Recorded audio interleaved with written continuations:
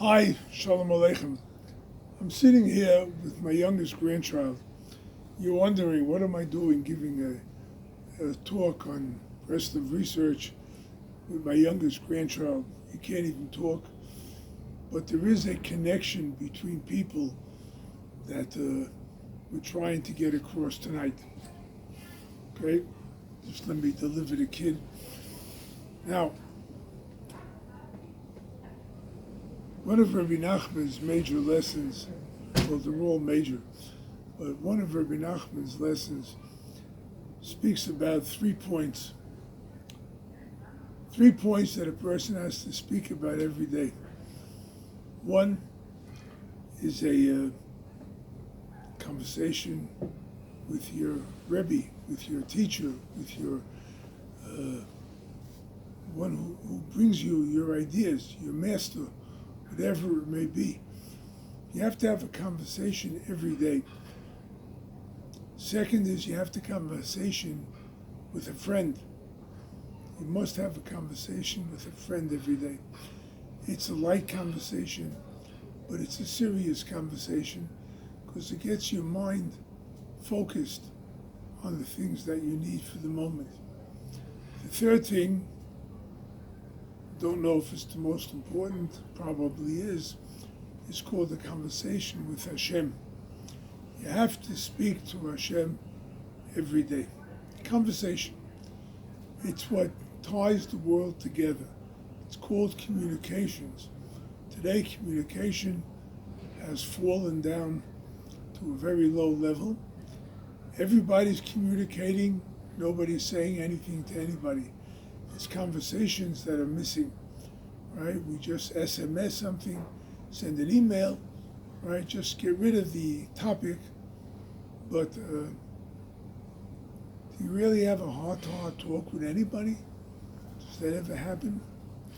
So Rabbi Nachman teaches us it's most important to speak to your Rebbe, your teacher. Why? Well, you have to be able to understand what you're doing.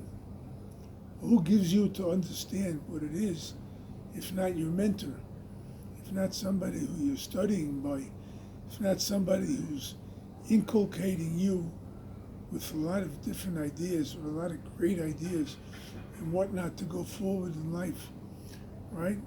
Today, we would like to speak to Rabbi Nachman. Not possible. Even if we're in Uman by his gravesite, we can talk to him, but you're not going to have a conversation. The idea of a conversation with your master, with your Rebbe, is studying his works. Study the works of Rabbi Nachman. Study what Rabbi Nachman has to teach, what Rabbi Nosson has to teach, and you'll be able to broaden your sights and on your goals, on greater goals, greater than what we have today. The second part of the conversation is a conversation with God. You have to speak to Hashem every day. Tell him everything that's in your heart. Tell him what's on your mind. Speak to him. Thank him for the good things that you have. And then again, right, cry out to him for the things that you lack. You need something. If it's parnosa, if it's shalom bayis, if it's an item that you need a new car, maybe, whatever it may be, a washing machine, speak to Hashem. Tell him what it is you need. However, there's one little part here that's missing, that if you don't have it, the other two conversations are going to be far and wide apart, and they're not going to be connected. That is the conversation with a friend. Now, today we're all very busy. We get on the phone, we talk. What do we say? What are we really saying? How much depth is there in the conversations we're having? How much depth is there really, right? So Rabbi Nachman says you must have this conversation. Why? Because Well, when you have the conversation, it's heart to heart, it's a friend, so you don't have to be so ashamed or afraid of what you're saying. You're able to express everything that you have to him, right? Without feeling that you're going to be offended, without feeling that he's going to be offended, right? You're able to communicate. And that's the main part of a human being, right? Adam, Rashi brings in the beginning of Parshas Bereshis, chapter 2, he says, man and animal were created the same, with a spirit of life. Man has been given two advantages. The human being has da'as, knowledge, and he has a power of speech. He could communicate. That's what makes a person a human being. We have to learn to speak to a friend. When we speak to a friend, whatever I've learned from the tzaddik, from the master, from the mentor, it's something that I can now verbalize and bring out into something that I understand, that my friend will understand. Whatever I speak to Hashem, I've let out the depths of my heart, and I can now verbalize it and articulate it to a friend.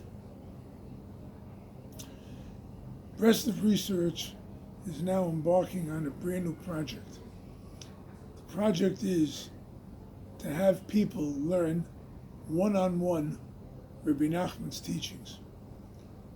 We're going to accomplish a number of things with this. One person becomes the mentor, one person becomes the recipient. And as we pass over this information of Rabbi Nachman's teachings, we are communicating with Rabbi Nachman, we are communicating with Hashem because we're studying his Torah, and we are communicating with a friend. So when we're able to speak to a friend, when we're able to speak to somebody about Rabbi Nachman's teachings, so then we'll be able to expand our knowledge, expand our minds for different and greater horizons. The idea now is that we're going to try and match up people with a one-on-one teacher. Today, with communication equipment that's available, it could be done very easily. You could be anywhere in North America, South America, Asia, Europe, South Africa, wherever you may be. You can speak to anybody. There's Zoom, and there's WhatsApp, and there's so many different ways how we can get in touch with each other. So we're looking to start a program, a project, where we will match up those who are seeking to study and learn with those who can teach, with those who can express with their knowledge of Rabbi Nachman to get it over to you in the simplest, basic form that we could all benefit from. We're going to start launching it. Be on lookout on our website. We're going to have the details there. And Hashem should help that we should all merit to be involved. That was what my grandson was doing here before, right? A grandparent communicates with his grandchildren, right? All right, the kid I had was a little bit too young to understand, but it's the point in view, the point that we go generation to generation. After all, we didn't see Rabbi Nachman, we didn't see Reb Nosson, we didn't see many of his following generations of students, but we're still here studying Rabbi Nachman's works. So too, Be'ez Hashem, I hope my grandchildren will go in the same path of Rabbi Nachman as I have merited to receive, and they should outdo me, which is very, very easy. And Hashem should help that we should all do the right thing and come together, study and learn, and be friends with each other so that we can have these daily conversations and really do good things to bring about a salvation for all Am Yisrael. Amen.